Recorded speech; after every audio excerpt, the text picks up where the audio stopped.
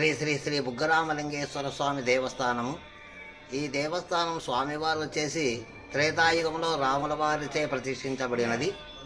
ఆ తర్వాత 1450, 1460 మధ్య కాలంలో మనకు రాయలవారి పరిపాలనలో విరూపాక్షరాయలు చే ఈ గుడి నిర్మాణం అంతా జరిగింది. ఇక్కడ గొప్ప విశేషం ఏమంటే రాయలవారి పరిపాలనలో ఈ మండలాధీశుడు రామలింగనాయుడు, పెన్నసాని వంశీకులు రామలింగనాయుడిచే ఈ గుడి నిర్మాణం అంతా జరిగింది. అప్పటి నుంచి కూడా ఈ శ్రీ స్వామివారు నిత్య పూజలు, నిత్య ఉత్సవ కార్యక్రమాలు, ఉదయం అభిషేకాలు కార్యక్రమాలు కూడా జరుగుతూ ఉంటాయి. ఇంకొకటి గొప్ప విశేషం ఏమంటే ఈ స్వామి వచ్చేసి పశ్చిమాన్ని కొన్ని వేల దేవాలయాలు ఎదిగితే మనకు పశ్చిమ దిశగా అవుపించవు. అన్నీ తూర్పు భాగమే స్వామివారు ఉండడం, దేవాలయాలు ఉండడం గొప్ప.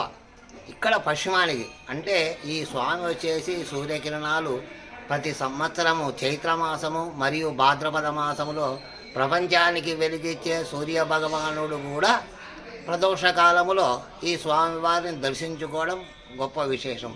ప్రతి ఒక్కరు కూడా ఈ భాద్రపద మాసము పాడ్యమి మొదలుకొని భాద్రపదము పౌర్ణమి తిథి వరకు ఈ 15 రోజుల పాటు ఈ సూర్యకిరణాలు స్వామిని తాకుతూ ఉంటాయి.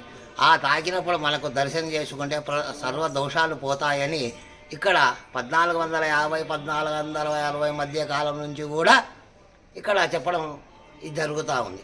అందుకే ఈరోజు కూడా ఈ స్వామివారిని అంటే భాద్రపద తదియ అంటే ఈరోజు మనకు మేఘాలు లేకోకుండా ఏ రోజు ఉంటుందో ఆ రోజు వచ్చేసి స్వామివారి సూర్యకిరణాలు తాకడం గొప్ప విశేషం.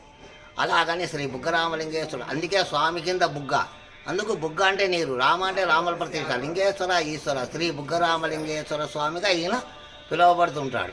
భక్తుల కోరికలు నెరవేర్చుకుంటూ స్వామివారు శ్రీ బుగ్గరామలింగేశ్వర స్వామిగా వెలవడం విశేషం. ఓం నమ శివాయ. బుగ్గరామలింగేశ్వర స్వామి దేవస్థానం అర్చకులు శంకరేశ్వరులు.